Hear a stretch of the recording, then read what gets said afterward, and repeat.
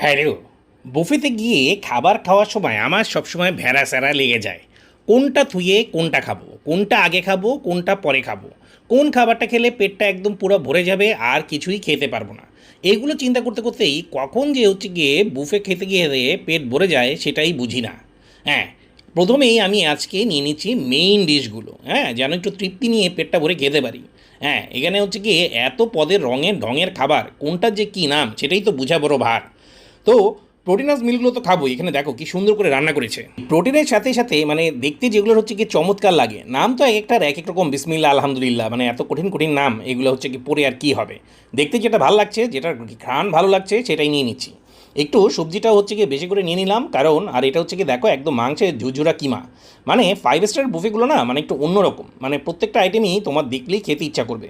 মানে একটু লো বাজেটের অনেক আইটেমই তো হচ্ছে কি আমি ধরেও দেখি না, কিন্তু এখানের মধ্যে মনে হলো যে শেফরা যে রান্না করে, কি রান্না করে, লবণ টবণ ঠিকমতো দেয় কি দেয় না, প্রত্যেকটা আইটেমই অল্প অল্প করে নিই। অল্প অল্প করে নিতে গিয়ে একদম প্লেট উপচে ভরে গিয়েছে, দেখেছো?